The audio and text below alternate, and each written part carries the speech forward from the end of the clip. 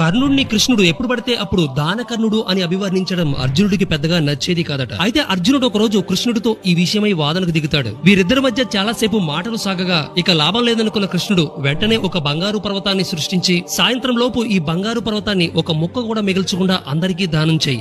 అలా నువ్వు చేస్తే నేను నిన్ను దానం చేయడంలో కర్ణుడి కంటే గొప్పవాడిగా చెప్తానని అర్జునుడు అంటాడు కృష్ణుడు. అప్పుడు అర్జునుడు బంగారు పర్వతాన్ని ప్రజలందరికీ దానం చేయడం మొదలు పెడతాడు. ఉదయం నుంచి సాయంత్రం వరకు ఎంత దానం చేసినా పర్వతంలో సగం కూడా అందరికీ పంచలేకపోతాడు అర్జునుడు. అప్పుడు కృష్ణుడు కర్ణుడిని పిలిచి, కర్ణ, ఈ పర్వతాన్ని రేపు ఉదయం లోపు దానం చేయాలి, ఇది నీ వల్ల అవుతుందా అని కర్ణుడిని అడుగుతాడు. అప్పుడు కర్ణుడు, ఇదేం పెద్ద పని కాదు, ఈ పర్వతాన్ని దానం చేయాలి అంతే కదా అని అటుగా దారిలో పోతున్న ఇద్దరిని పిలిచి, ఈ బంగారు పర్వతాన్ని మీ ఇద్దరికి దానం చేస్తున్నాను, ఈ పర్వతాన్ని మీ ఇద్దరు సరి సమానంగా పంచుకోండి చెప్పి అక్కడి నుండి వెళ్లిపోతాడు. అప్పుడు కృష్ణుడు అర్జునుడిని చూసి, నీకు కర్ణుడికి మధ్య ఉన్న తేడా తెలిసిందా అని అంటాడు. ఈ బంగారు పర్వతాన్ని పూర్తిగా ఇచ్చేయాలనే ఆలోచన నీకు రానేలేదు, మరి నిన్ను దానం చేయడంలో కర్ణుడిని మించిన వాడివని ఎలా కొనియాడను అని